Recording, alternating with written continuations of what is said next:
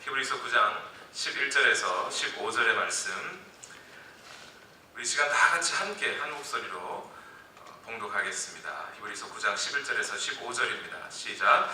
그러나 그리스도께서는 이미 일어난 좋은 일을 주관하시는 대제사장으로 오셔서 손으로 만들지 않은 장막, 다시 말하면 이 피조물에 속하지 않은 더 크고 더 완전한 장막을 통과하여 단 한 번의 지성소에 들어가셨습니다.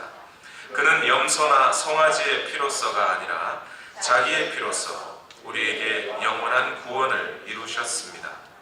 염소나 황소의 피와 암송아지의 죄를 더러워진 사람들에게 뿌려도 그 육체가 깨끗하여져서 그들이 거룩하게 되거든 하물며 영원한 성령을 힘입어 자기 몸을 흠없는 제물로 삼아 하나님께 바치신 그리스도의 피야말로 더욱더 우리들의 양심을 깨끗하게 해서 우리로 하여금 죽은 행실에서 떠나서 살아계신 하나님을 섬기게 하지 않겠습니까? 그러므로 그리스도는 새 언약의 중재자이십니다. 그는 첫 번째 언약 아래에서 저지른 범죄에서 사람들을 구속하시기 위하여 죽으심으로써 부르심을 받은 사람들로 하여금 약속된 영원한 유업을 차지하게 하셨습니다. 아멘. 유메 비스디 자리하겠습니다. 히브리서 강의로 우리가 돌아왔습니다. 우리 히브리서 말씀을 들을 때마다 먼저 우리가 고백하는 것이 하나 있었죠. 여러분 혹시 기억하십니까? 기억하시면 우리 함께 선포해 보실까요? 시작. 잊어버리셨군요. 뭐였죠? 예수님이 최고이십니다. 그리고 예수님 잘 믿읍시다 하셨어요. 그렇죠? 우리 다 같이 한번 고백해 보겠습니다. 시작. 예수님이 최고이십니다. 그리고 서로 우리 권면하며 말씀을 나눠보십시다. 예수님 잘 믿읍시다. 예수님 잘 믿읍시다. 오늘 여러분 하나님 앞에 예배 드리러 오신 줄로 믿습니다. 예배 드리러 오는 것이 아니라면, 오늘 여러분들이 예배를 하나님 앞에 드리러 온 것이 아니라면 뭔가 잘못 오셨습니다. 목적은 단 하나입니다. 오늘 예배 드리러 온 겁니다. 예배와 관련해서 여러분께 늘 드리는 말씀이 있었죠. 여러분, 예배 도중에 감격이 있으십니까? 감동이 있으십니까? 예배 없이 감격할 수는 있어요. 그런데 감동 없이 예배 드릴 수는 없습니다. 여러분, 오늘 예배 나오는데 우리 안에 항상 이 예배의 감격이 넘쳐나고 있는지 한번 점검해 보셨는지 모르겠습니다. 그런데 우리가 신앙생활을 하다 보면 예배를 드리는데 항상 그렇게 예배의 감격이 있는 것은 아닐 때가 있어요. 감격 없이 예배할 수 없습니다라고 말하면 마음에 부담이 되시는 분들이 있을 수 있습니다. 교회에서 갈등이 있으면 이 교회보다는 좀 다른 교회로 가야겠다. 또는 좀 덜 간섭받고 신앙생활을 하고 싶다. 예배 시간에 뭐 이래라 저래라 하지 않고 좀 내버려뒀으면 좋겠다. 그래서 교회를 다른 곳으로 옮기거나 또는 예배 처소를 옮기거나 합니다. 그리고 어느 순간 예배는 형식이 되어버리고, 내가 그리스도인이라고 하는 증거는 단지 주일날 예배 드리는 것이 전부인데 그 예배마저도 점차 감격이 사라지고, 오늘날 그리스도인들의 삶 속에 이 예배의 감격이 사라져가고 있는 것을 볼 때 마음이 많이 아픕니다. 그런데 사실 알고 보면 예배만이 아니에요. 기도 생활도 마찬가지입니다. 그리스도인으로서 힘차게 야심차게 출발할 때 특히 2015년을 시작하면서 나 열심히 하나님 앞에 기도해야지. 당연히 그리스도인이라면 개인적으로 기도하는 시간을 떼어놓고 하나님 앞에 기도해야지 라고 생각하지만, 정작 기도하려고 하면 참 쉽게 무릎 꿇기가 어려워지는 것이 사실이에요. 낮에 교회 가서 기도해야지 하면 목사님 혼자 있을 텐데, 새벽에 일찍 일어나서 기도해야지 했다가 새벽에 너무 일찍 일어나면 낮에 피곤해지니까 나 새벽에 기도하는 건 좀 무리일 것 같아. 밤에 가려니까 퇴근 후에 가져야 할 여가 시간과 가족들과의 시간이 빼앗기는 것 같아서 어려워요. 집에서 그러면 골방에서라도 혼자 기도해야지, 꼭 교회 가서 기도하는 게 기도인가? 하고 골방에서 무릎을 꿇으려고 하는데, 왠지 갑자기 골방에서 무릎을 꿇으려고 하면 아이들이나 아내나 남편이 보기에 부끄러워요. 언제부터 또 신앙이 돈독한 사람이었다고 또 기도를. 그렇게 어느새 시간이 지나면서 기도하는 마음은 사라집니다. 말씀은 잘 읽고 계십니까, 여러분? 말씀 읽는 것도 마찬가지예요. 늘 처음에는 어느 순간에 말씀을 읽었더니 그 말씀이 하나님의 정말 꿀보다도 단 말씀으로 느껴질 때가 있는데, 언제는 조금 지나면 금세, 지금도 설교 시작한 지 얼마 안 되는데 졸리우신 분 있죠, 그죠? 하나님의 말씀도 읽은 지 얼마 안 되는데 금세 졸리기 시작해요. 어디 말씀 읽는 사뿐입니까? 그리스도인으로서 죄를 멀리하고 살아야지 하지만 어느 순간에 내 마음, 내 삶 속에 반복되는 죄가 생기기 시작해요. 내 마음속에 예수 그리스도가 살아계신 것이, 또는 하나님이 살아계신 것이 의심이 들기도 합니다. 이럴 때 어떻게 해야 되는 걸까요? 왜 우리 그리스도인들의 삶에 처음엔 다 잘해보겠다고 시작하지만 예배도 시큰둥해지고 기도도 이상하고 하나님의 말씀을 읽는 것도 졸립고 죄를 이기는 것도 좀 싫어지고 그냥 좀 내 마음대로, 내 편한 대로, 내가 원하는 대로 좀 살고 싶고, 봉사하는 일도 왜 그렇게 간섭하는 사람들이 많고, 선을 행하는 것은 왜 이렇게 어려운지요. 부자가 꼭 가난한 사람을 구제하는 것 아니라고 하는 거 알면서 내게 있는 것 쉽게 남에게 떼어줄 수 있는 것이 왜 이렇게 어려운 걸까요? 이 모든 문제들의 근원이 무엇일까요? 여기에 대해서 오늘 히브리서 기자는 이렇게 말합니다. 우리 그리스도인들이 언제나 예수 그리스도의 보혈 아래에 있다는 사실을 망각할 때, 망각하고 잊어버릴 때 그리스도인들의 신앙생활에는 활력이 없고 생명력이 없고 능력이 없어질 수 있습니다. 오늘 여러분의 삶이, 여러분의 신앙생활이 누가 보아도 저 사람은 과연 그리스도인으로구나, 저 사람은 과연 말씀의 사람이구나, 저 사람은 과연 예배에 목숨을 걸었구나, 그렇게 인정하며 그 삶이 끝까지 지속되고 하나님 앞에 영광 돌리는 삶으로 전철되기 위해서는 가장 근본적인 문제가 해결되어야 하는데, 그것이 바로 뭐냐면 예수 그리스도의 보혈을 기억하는 문제. 예수 그리스도의 보혈이 얼마나 위대한 능력이 있는지, 그 보혈의 능력 가운데 내가 오늘 잠겨 있다는 이 사실을 망각하는 순간 우리의 삶은 어느 순간, 그리스도인의 삶은 생명력이 확 빠지고 만다는 거예요. 오늘 히브리서 9장의 말씀의 요지가 그겁니다. 예수 그리스도의 보혈의 능력이 얼마나 위대한 것인지 오늘 우리가 제대로 알게 될 때, 그리고 그 예수 그리스도의 보혈의 능력이 어떤 것인지 우리 오늘 마음 가운데 확신을 가지고 있을 때 우리의 그리스도인의 삶과 삶은 완전히 생명력으로 넘쳐날 수 있다는 거예요. 저는 이 보혈의 능력을 설명해 드리기 위해서 사실 어젯밤 또 오늘 말씀을 준비하고 예배를 들어오기 전까지 너무나 많은 고민을 했습니다. 제 입술이 짧아서 이 보혈의 능력을 충분히 설명할 수 있을까 고민했습니다. 여러분께서 성령님 역사하시면 오늘 여러분 가운데 제가 설명하지 않은 것들도 이해시켜 주실 것이라고 믿습니다. 이 보혈의 능력을 설명하기 위해서 저는 지난 한국에서 일어났던 세월호 사건부터 좀 시작해 보려고 합니다.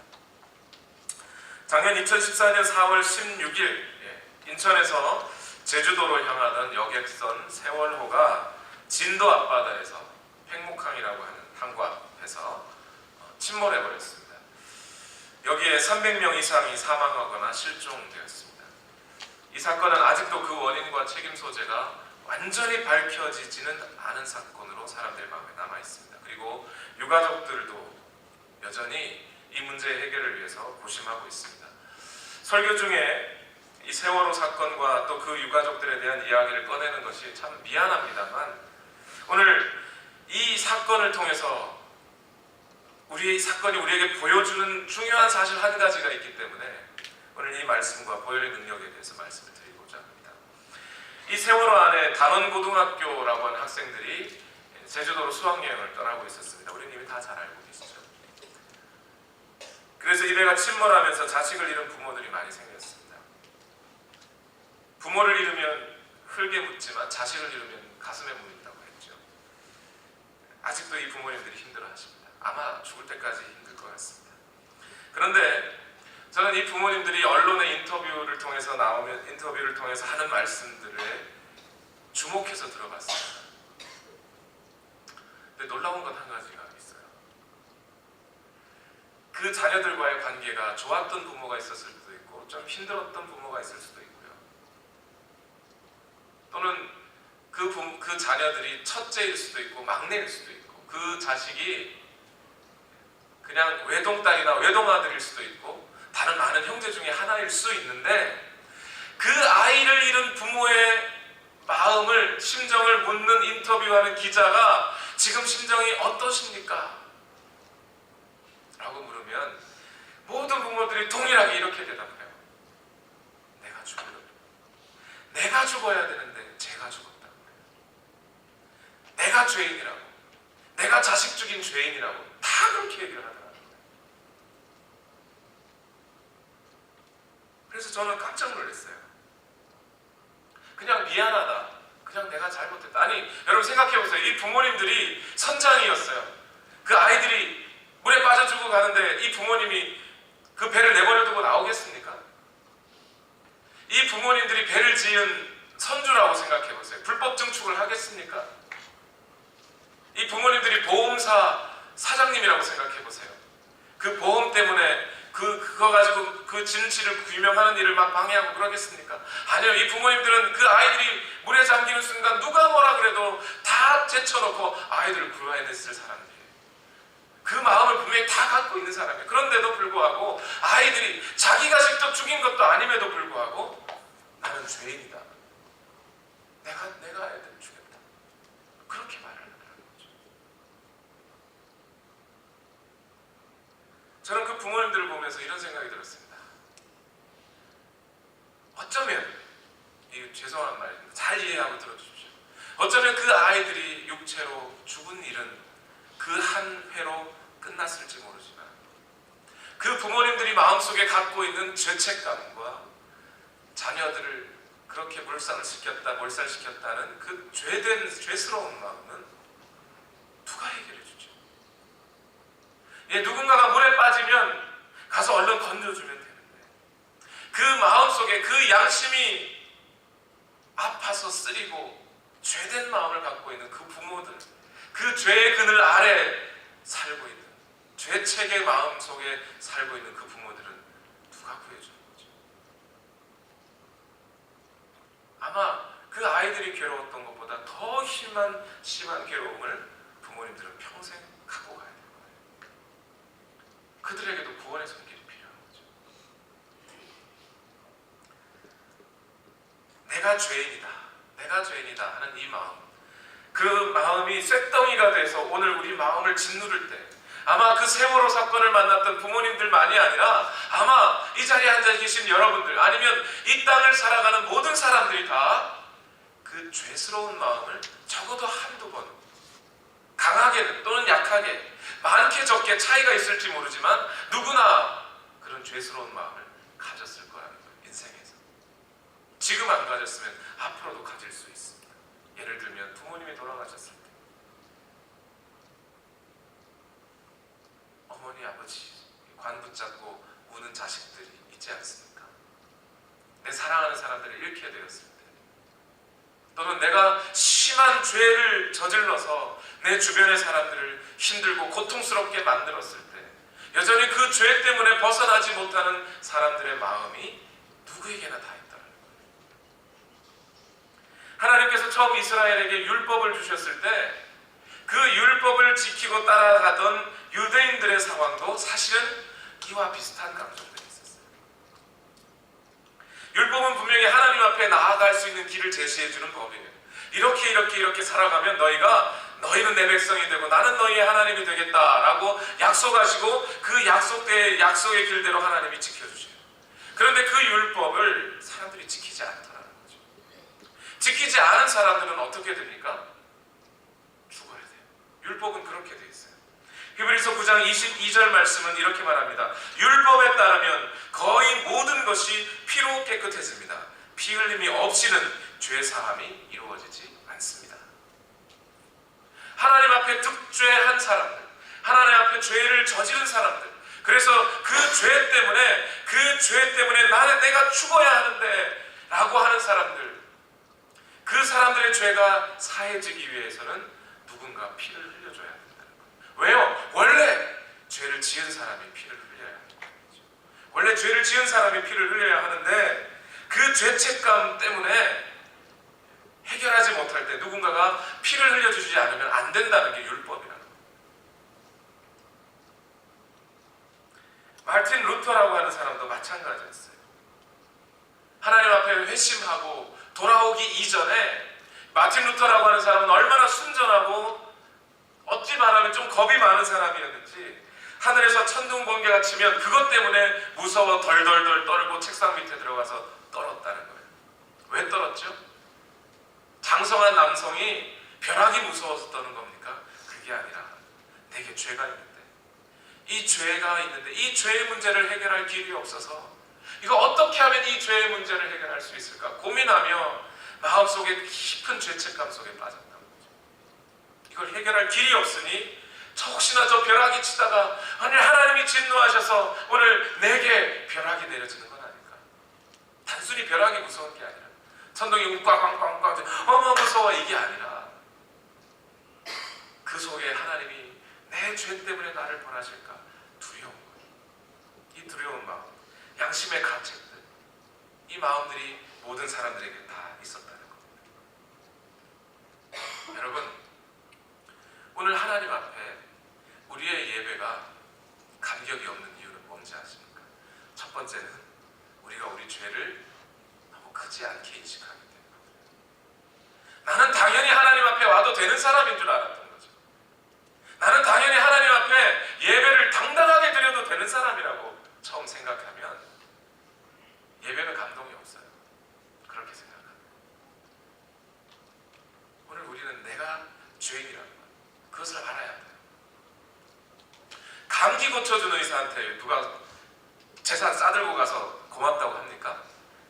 그러진 않죠. 네, 고맙습니다 하고 가면 돼요. 그런데 오늘 내가 죽을 병에 걸려서 암병에 걸려서 그래서 내가 죽을 지경이 됐는데 사경을 헤매던 나를 어떤 의사가 딱 나타나서 고쳐줬어요. 의사한테 돈을 준 것으로 만족합니까? 사람들은 그렇지 않아요. 감사하다. 나중에 또 행여나 그 의사를 만나게 되면 내가 언제 밥이라도 사줘야 되는데 라고 하지 않습니까? 오늘 우리가 하나님 앞에 나오면서 예배 가운데 감격이 없는 이유는 오늘 내 죄가 얼마나 큰 것이었는지 그 죄 때문에 내가 죽어야 한다는 사실을 인식하지 못할 때 예배에 나와도 감격이 없어요. 감동이 없어요.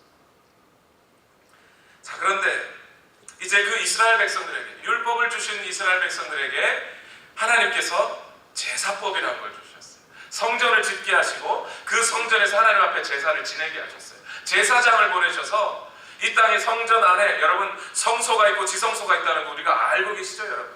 그 안에 물두멍도 있고 번제단도 있고 지성소 안에는 법궤가 있고 그 안에 아론의 상단지팡이가 있고 돌판이 들어가 있고 뭐 이것 정도는 우리가 알고 있습니다. 그런데 그것이 무슨 의미냐는 거예요. 그게 과연 왜 우리에게 주어진 것입니까? 왜 그것을 하나님께서 이스라엘 백성들에게 주어진 거예요? 그것을 통해서 죄를 지은 너희가 하나님 앞에 다시 회복하고 나오라는 거예요. 그래서 너희 죄를 지은 너희가 피 흘릴 대신 짐승을 잡고 양을 잡고 소를 잡아서 피를 흘리면 용서해 주겠다는 겁니다. 자, 그런데 여러분 한번 생각해 보세요. 예수님, 하나님 앞에 여러분이 이스라엘 백성들이에요. 유대인이에요. 그 유대인으로서 하나님 앞에 나아갑니다. 나아가는데 자, 이제 내가 죄가 있어요. 죄가 있어서 하나님 앞에 용서를 받고 싶어요. 엄청난 죄책감들이 있어요. 내가 죽어야 돼. 혹시 모르지만 살인을 했을 수도 있어요. 남의 물건을 훔쳤을 수도 있어요. 바람을 피웠을 수도 있어요. 그런 것 때문에 하나님 앞에 득죄하여 이 죄책감을 어찌 해결할 수 없는 바로 그때 양을 잡습니다. 양을 끌고 이제 제사장 앞에 갑니다. 성전 앞으로 끌고 가요. 어떤 경우는 암소를 잡을 수도 있고요. 염소를 잡을 수도 있고 비둘기를 잡을 수도 있어요. 그 재물들을 가지고 옵니다. 그걸 가지고 오면 이제 제사장은 안수를 합니다. 당신의 죄가 이 비둘기, 양에게, 염소에게 넘어갔습니다. 그리고 그 염소를 가릅니다. 양을 가르고 소를 가르고 비둘기를 가르고 피를 흘려요. 그리고 그 피를 우슬초라고 하는 나풀에 묻혀서 죄를 지은 그 사람에게 뿌려줍니다. 그러면 그 피를 직접 맞은 사람은 이제 내 죄가 사해졌겠구나 하고 양과 염소는 번제단 앞에 올려서 구워서 하나님 앞에 올려드립니다. 자, 그러면 여러분이 만약 이렇게 제사를 지냈다고 칩시다. 그렇게 제사를 지내고 돌아갈 때 여러분의 마음에 어떤 생각이 들었어요? 이제 내 죄가 사해졌구나 생각이 들겠습니까? 안 들겠습니까?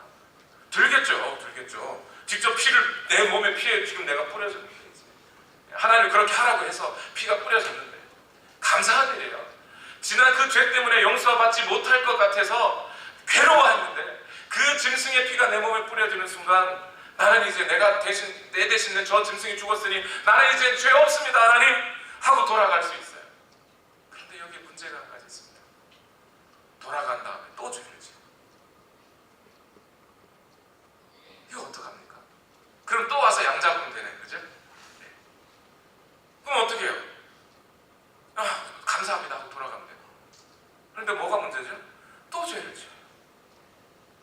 그리고 그 죄를 또 죄를 지금 반복해서 짓는 이 문제를, 양의 문제는 해결해 줄 수가 없는 거예요. 짐승을 잡아서 해결이 안 되는 거예요. 그뿐만 아니라 가장 뭐가 해결이 안 돼요? 양심이 해결이 안 돼요. 하나님 앞에 제사를 지냈는데 그 제사를 지내고 내 피가 뿌려졌지만 여전히 내 마음속에 남아있는 이 죄의 본성들과 이것이 해결이 안 되는 거예요. 양심이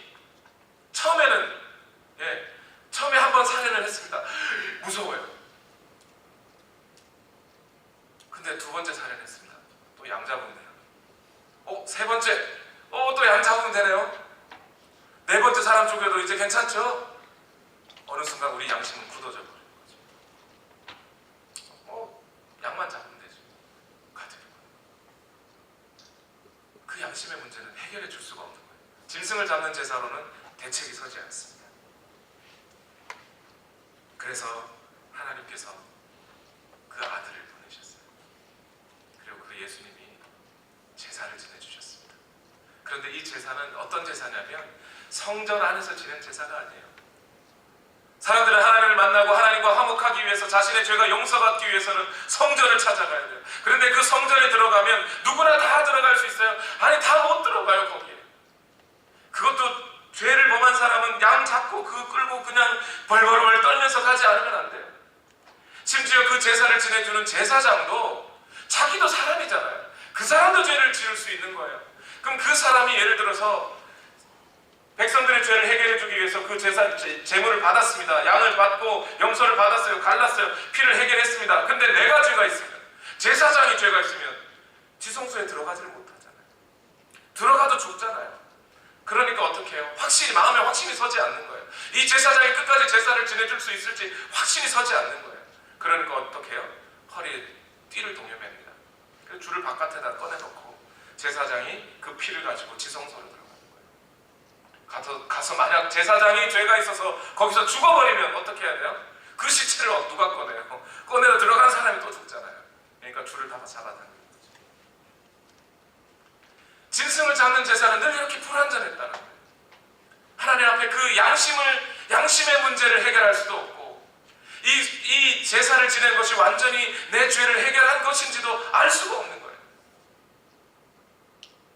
그래서 예수님이 오셨습니다. 예수님이 제사를 드리는 것은, 오늘 히브리서 기자는 이렇게 말해요. 성전 안에서, 성막 안에서 성소, 고기, 성소와 지성소 그 안에서 드린 게 아니다.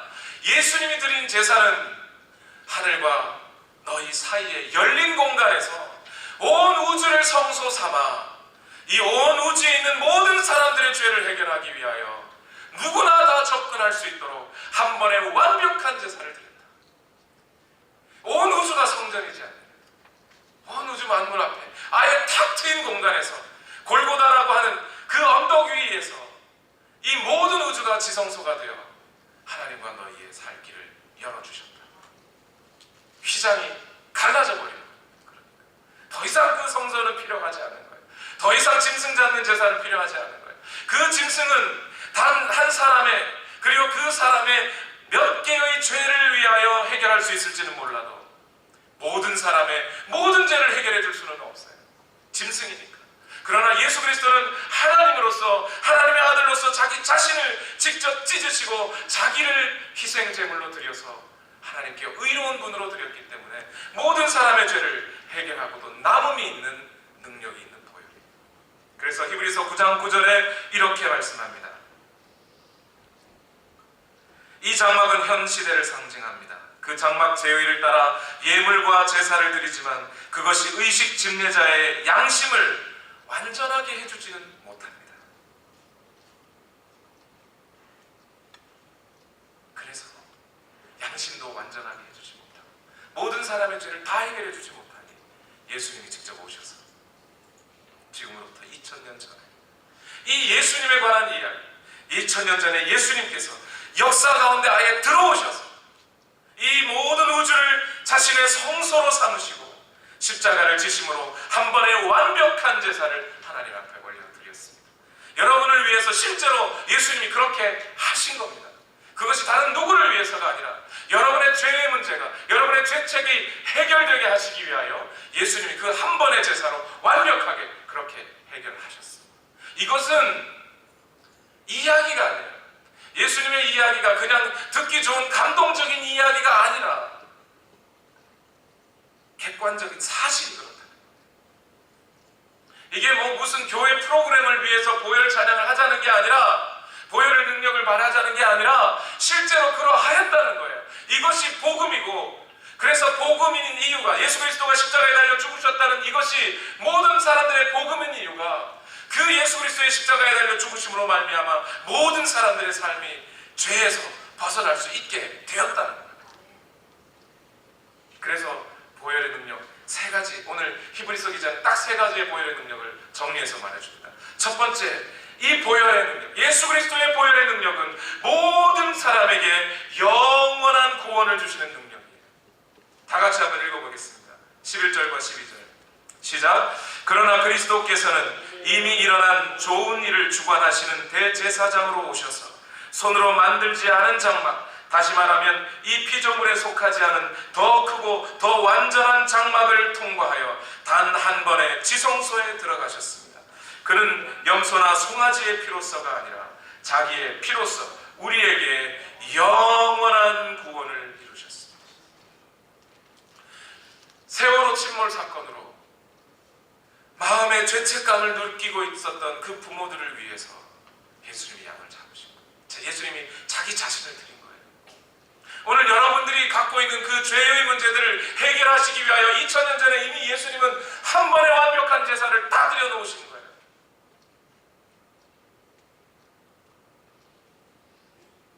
과거와 현재와 미래를 막론하고 동양과 서양을 막론하고 예수 그리스도의 이 보혈 안에 들어올 때, 예수 그리스도의 이 보혈의 능력 안으로 들어오는 사람들은 누구나 더 이상 제사를 지낼 필요가 없어요. 양을 잡을 필요가 없어요. 짐승을 잡을 필요가 없어요. 뭐만 하면 돼요? 그 예수 그리스도께서 나를 위해 죽어주셨다는 것, 내 죄의 문제를 해결하시기 위하여 죽어주셨다는 이 사실을 믿고 받아들이기만 합니다. 그러면 다 끝나는 거예요. 예수님이 아날로그를 디지털로 바꿔놓으신 거죠. 딱 받아들이면 끝나는 거예요. 옛날에는 아날로그 방식으로 다 했어야 되는 거예요. 다 잡아야 돼요. 일일이 다 해야 돼요. 근데 예수님이 디지털로 싹 바꿔놓으신 거예요. 믿기만 해요. 믿기만 해요. 믿기만 하면, 받아들이기만 하면, 내가 너의 모든 죄의 문제를 해결하기 위하여 오늘 죽었다는 이 사실을 믿기만 하면 된다고 예수님 그렇게 얘기하십니다. 그런데 이 보혈의 능력이 믿어지지 않으니까 예배에 나와도 내 죄가 사해졌는지, 내 죄의 문제가 해결이 됐는지 답답하기만 한 거죠. 예배에서 그 인식을 못하다 보니 그 예수 그리스도가 내 죄를 사하셨다는 것, 내 죄를 사하셨다, 나는 더 이상 죄책감에 억눌려 있지 않아도 된다는 것을 이제 알려주시고 보여주시고 이루어주셨는데도 불구하고 그 예수 그리스도의 십자가가 내 안에 들어오지 않으니 예배에 와도 감동이 없는 거예요. 감동이 없다 보니까 예배에서 뭔가 감동이 아닌 다른 이벤트를 찾게 돼요. 내 죄를 용서하신 하나님의 은혜와 그 은혜에 대한 감사와 찬양은 온데간데 없고, 뭔가 멋진 음악이 있는지 그 음악에 귀를 기울이게 돼요. 눈물 쏙 빼는, 아니면 나를 배꼽 잡고 웃게 해줄 이야기에 귀를 기울여 줍니다. 그리고 교회는 그런 사람들의 요구에 더 부응해서 거기에 초점을 맞춰주려고 합니다. 그러면 어느 순간 설교는 이벤트로 바뀌고 예배는 쇼로 바뀌어버려요. 사람들은 영화관에 온 것 같은 착각을 하는 거죠. 이 영화관에 가서 좋은 영화 구경했는데, 아, 이 교회 영화가 점차 재미없어져요. 다른 영화관에 갑니다. 그리고 다른 영화관 또 재미없으면 또 다른 영화관을 가요. 그리고 영화관을 돌아다니다가 이제 더 이상 내가 볼만한 영화는 다 봤다 싶으면 영화관에 더 이상 안 가도 되는 것인 줄 알아요. 여러분, 오늘 여러분이 예배를 드리는 이 예배는 처음부터 끝까지 우리 예수 그리스도께서 내 죄를 사하신 그 은혜와, 내가 정말 죽을 수밖에 없는 죄인인데 내가 죽어야 하는데 나 대신 예수님 당신이 죽으셨습니다. 그러니 나는 예수 그리스도를 믿고 받아들이고 온전히 예수님만 찬송합니다 하며 주님께만 영광 돌리는 것이 예배. 이게 예배입니다. 두 번째로 보혈의 능력은, 첫째, 우리에게 모든 영원한 구속을 주시는 능력이 있음과 동시에 그것에 따라 결국 우리의 양심도 깨끗하게 해주시는 능력이 보혈에 있습니다. 우리 히브리서 9장 14절을 읽어보겠습니다. 하물며 영원한 성령을 힘입어 자기 몸을 흠없는 제물로 삼아 하나님께 바치신 그리스도의 피야말로 더욱 더 우리들의 양심을 깨끗하게 해서, 짐승들의 피는 그 죄를 범한 사람의 행위만 깨끗하게 해주고 마는 것일 수 있어요. 그게 한계입니다. 그러나 예수 그리스도의 보혈은 이제 더 이상 양심의 가책을 느낄 필요가 없어요. 나를 위해서 내가 죽어야 되는데 내 죄 대신에 죽지 않아도 될 예수님이 죽어주셨으니 이제 더 이상 양심의 가책도 느끼지 않아도 돼요. 이 말씀을 어떻게 설명드릴 수 있을까요? 한국이 올림픽을 치렀던 1988년 12월 그 어느 날 옛날 소련에 속해 있던 아르메니아라는 곳에 지진이 일어났습니다. 당시 지진으로 어떤 분들은 4만 5천 명이 죽었다고 하고요, 어떤 분은 9만 명이 죽었다고 합니다. 말 그대로 심각합니다. 어떤 한 도시는 도시 인구의 4분의 3이 다 죽었다고 합니다. 그때 그 9층짜리 아파트가 무너지면서 철근과 콘크리트 밑에 사람들이 깔렸어요. 그 깔린 중에, 그러니까 철근과 콘크리트가 이렇게 탁 겹쳐서 깔리면서 그 밑에 공간이 생기겠죠. 그 공간에 한 어머니와 딸이 깔렸습니다. 어머니 이름은 스잔나고 딸 이름은 가이아니라는 딸입니다. 벽을 두들기고 살려달라고 소리를 질러봤지만 사람들이 듣지를 못합니다. 하루, 이틀, 사흘 시간은 계속 흘렀고 그 딸 가이아니는 나이가 4살이었습니다.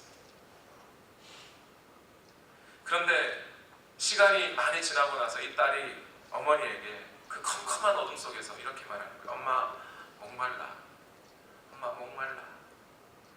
배고프다 그러면 대책이 안 서는데 목마르다고 하니 가까스로 어머니 머릿속에 딸을 도와줄 방법이 생각이 났습니다. 옛날에 텔레비전에 보니까 사람들이, 조난당한 사람들이 서로 피를 먹여주더라는 거예요. 그래서 어머니는 그 어둠 속에서 이것저것 막 저기 찾다 보니까 유리 조각 하나가 손에 집힙니다. 그리고 바로 자기 팔목을 긋습니다.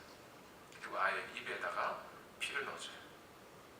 피가 뭐 굳어지겠죠, 나중에.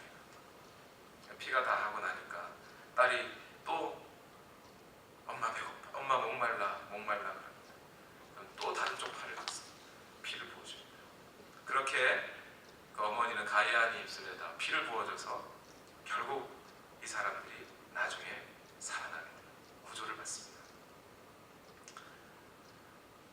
여러분, 예수 그리스도의 보혈은 그냥 여러분의 외적인 모습만 교양 있게 만들어주는 것이 아니라 여러분 내면에 모든 이 어머니의 피와 같이 이 딸이 받아 먹어야 할 그 피처럼, 그냥 단순히 그 피가 나를 씻긴 정도가 아니라 우리가 그 피를 받아 마심으로 말미암아 오늘 우리가 생명을 얻게 되는 피예요. 그 피가 오늘 이 시간 우리 가운데 넘쳐 흐르고 있어요. 그 피를 받아 마시기만 하면 됩니다. 그러면 오늘 우리의 마음속에서부터 우리 내면까지가 다 바뀌어져서 죽어야 할 생명이 사는 생명으로 바뀌어요. 그 일을 언제 하셨다고요? 2000년 전에 예수님이 다 해고 놓으셨어요. 여러분이 예배로 나올 때 여러분이 이 보혈을 만나게 돼요. 더 이상 죽지 않아도 될 예수님이 죽어주셨기 때문에 이제 내 양심은 가책을 받지 않아도 돼요. 내가 죽어야 할 대신 예수님이 죽어주셨기 때문에, 예수님이 완전한 구원을 얻으셨기 때문입니다. 우리의 입술은 그저 예수님을 감격하며 찬양하면 됩니다. 마지막으로 이 보혈의 능력은 첫째는 모든 사람에게 영원한 구원을 주시는 능력이고, 두 번째 양심까지도 깨끗하게 해주시며, 세 번째는 우리로 하여금 죽은 행실에서 떠나게 하십니다. 9장 14절을 다 읽어보겠습니다. 시작.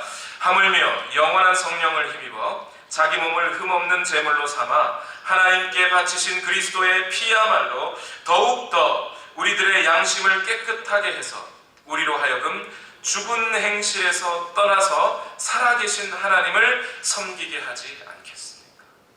보혈의 능력이 어떤 능력이에요? 우리를 죽은 행실에서 떠나게 하신다는 거예요. 그냥 죄의 채찍에서 넘어가는, 죄를 그냥 하나의 용서해주는 정도가 아니고 죄의 책에서 벗어나게 해주는 정도가 아니라 아예 죄를 짓지 않게 해주신다는 거예요. 여러분, 이거 믿으셔야 돼요. 제가 이렇게 말씀드리면 속으로 이런 생각하실 거예요. 아니, 그리스도인이지만 우리가 이 땅에 살아가는데 어떻게 죄 안 짓고 살아요? 그러면서 우리 은연중에 우리는 사람이나 다 불완전하니까 죄 지을 수밖에 없지, 당연하지 그런 죄, 이렇게 말해요. 그리고 자기의 죄가 죄 지은 것을 합리화시켜요. 성경은 이렇게 선포합니다. 요한복음 3장 6절, 요한 1서 3장 6절 말씀을 믿음으로 우리 다 같이 읽어보겠습니다. 시작. 그러므로 그리스도 안에 머물러 있는 사람마다 죄를 짓지 않습니다. 죄를 짓는 사람마다 그를 보지도 못한 사람이고 알지도 못한 사람입니다. 요한일서 3장 6절에 이렇게 선포해요. 죄를 짓는 자는 그리스도 안에 있는 사람이 아니다. 이게 무슨 뜻일까요? 우리 속에 죄성은 남아있을 수 있어요. 누구 돈 많이 벌고 싶지 않은 사람 있습니까? 결혼 안 하고 싶은 사람 있어요? 그리고 근본적으로는 몇 가지 죄성들은 있을 수 있어요. 그러나 우리가 그리스도의 보혈을 기억하며 그 보혈의 능력 속에 항상 잠기어 살면 우리는 더 이상 죄를 짓지 않게 된다는 얘기예요. 왜 그럴까요? 그 예수님이 살아계십니다. 그 보혈은 그냥 한번 잡고 피 뿌려서 끝나는 것이 아니라 오늘 지금도 여전히 효력을 갖고 있는 보혈이고 살아있는 보혈이기 때문에 그런 거예요. 이 말씀이 어떤 뜻으로 여러분에 전해질지 모르겠습니다. 이렇게 말씀드리면 어떨까요? 우리나라 최초의 제주도 선교사가 이기풍 목사님이라는 분이 있어요. 이기풍 목사님은 젊어서 예수님을 영접하기 전에 한 주먹 하시던 분입니다. 그래서 기분 나쁘면 그 당시 마을에 선교하러 왔던 선교사님들 코가 크니까 코뼈를 때려서 코피나게 하는 것을 자신의 삶으로 여기고 살았던, 당시 이기풍 목사님이 회심하기 전에 자주 그 주먹의 맛을 봤던 선교사님이 마포 삼열 선교사님이라는 분이 있어요. 사무엘이죠. 세미얼인데 한국 이름으로 마포 삼열이라고 쳤어요.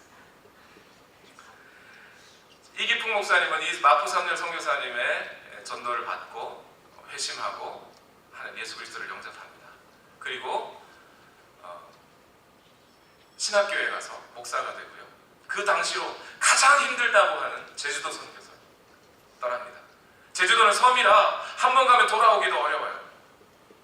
그런데 뿐만 아니라 섬 지역이다 보니까 바다에 위험한 일들을 많이 해야 되겠죠. 그러다 보니 거기에 우상을 섬기는 일들이 많았습니다. 여러분, 순교보라고 하는 옛날 영화에 이기풍 목사님의 일화가 담겨져 있어요.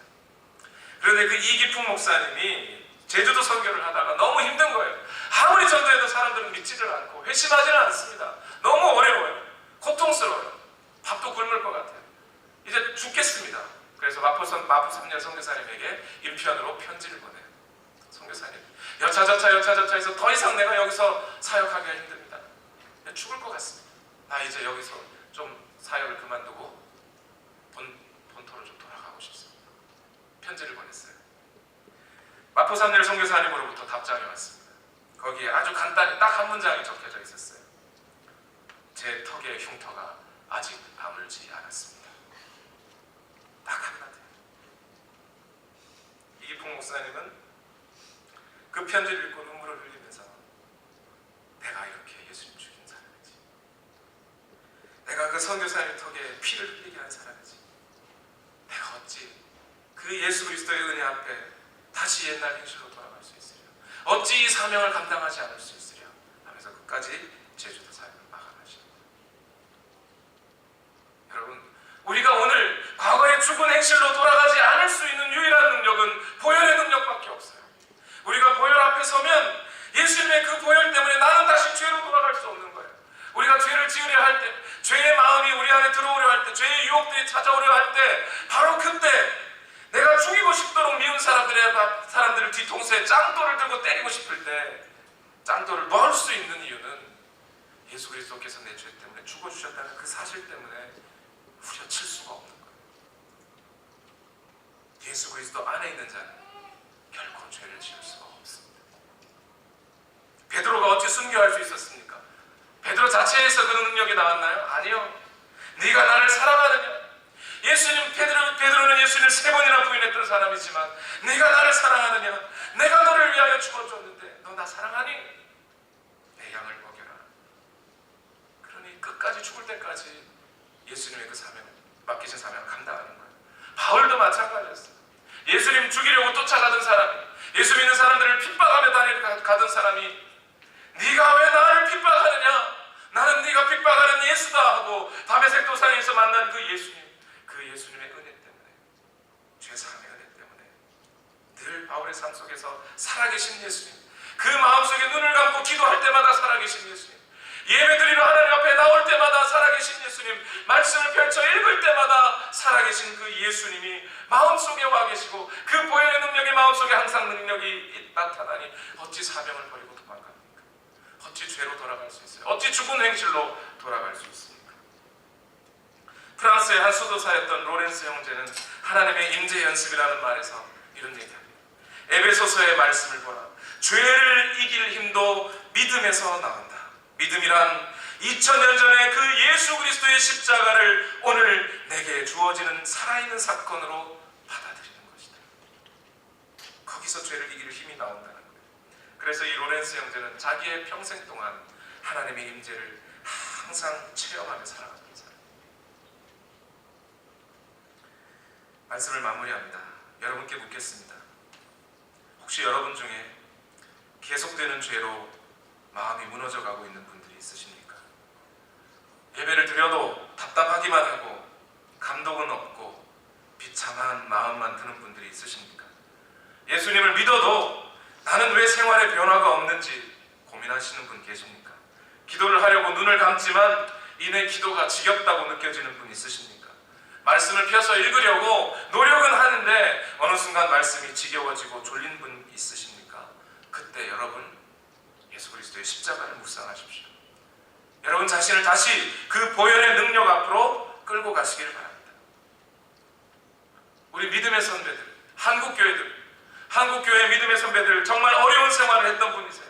일제시대를 거쳤고 보릿고개를 거쳐야 했고 한국전쟁을 거쳤던 분들이에요. 이 미국 땅의 믿음의 선배들도 마찬가지로 청교도들이 메이플라워를 타고 넘어왔을 때 절반 이상들이 죽어야 했고 많은 사람들이 믿음의 자유를 찾아왔지만 이 땅에서 믿음의 나라를, 교회를 세워 일으키기에 너무 힘든 과정을 거쳤어요. 그런데 이 사람들이 그 수많은 어려움을 어떻게 이겨내고 거룩의 삶을 살았습니까?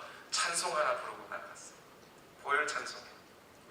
삶의 무게가 너무 힘들어서 무너질 때 이 사람들은 이렇게 찬송했습니다. 내 주의 보혈은 정하고 정하다.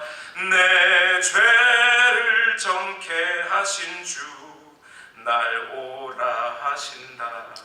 내가 주께로 지금 가오니 십자가의 보혈로 날 씻어 주소서. 그 찬송으로 위로와 힘을 받고 믿음의 눈을 뜨고 나갔습니다. 믿음의 확신이 없을 땐 이렇게 찬송합니다. 샘물과 같은 보혈은 임마누엘 피로다. 이 샘의 죄를 씻으면 정하게 되겠네.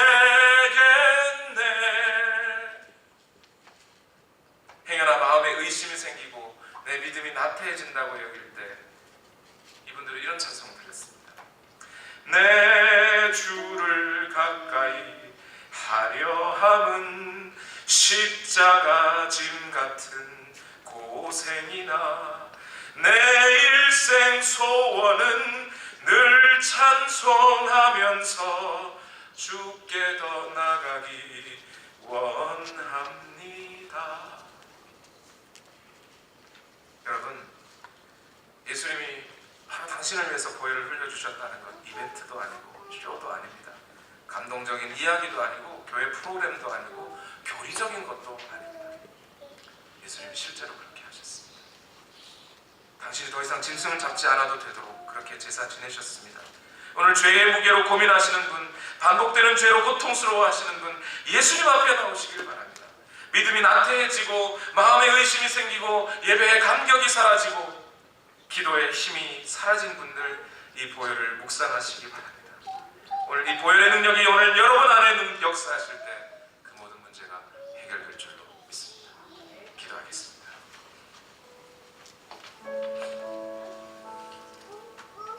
오늘 이 시간 우리 다 같이 함께 기도하실 때, 주여, 내 마음으로 이 보혈의 능력을 항상 묵상하게 해주시고 오늘도 내가 예수 그리스도 안에 있다는 이 사실을 잊어버리지 않고 망각하지 않고 살아가게 하옵소서. 주여, 나를 위하여 죽어주신 예수 그리스도, 그 예수 그리스도를 인하여 예배의 감격이 넘치게 하시고 주님 앞에 오늘도 담대함으로 나올 때에 그 예수 그리스도 때문에, 그 예수 그리스도에 대해서 나를 위하여 희생해 주셨기 때문에 오늘 내가 하나님 앞에 나왔사오니 주여, 내가 오늘 하나님 앞에 내 모든 마음 들여 찬양하게 하시고 주 하나님 앞에 내 인생을 들여 주님 헌신하게 하시며 주님 앞에 내가 끝까지 흔들리지 않고 확신 가운데 거하게 하옵소서라고 우리 시간 다 같이 한 목소리로 합심하여 통성으로 기도하겠습니다. 살아계신 아버지 하나님, 오늘도 하나님의 은혜를 사랑하며 왔습니다. 그리고 역사하여 주셨듯이 이 보혈의 능력이 오늘 나를 새롭게 하시고 이 사랑이 오늘 나를 새롭게 하는 은혜의 힘을 기억하게 되었고 다른 것은 없습니다. 긍정적으로 생각하라고 해서 되는 게 아니에요. 자신감을 가지라고 해서 가지는 게 아니에요.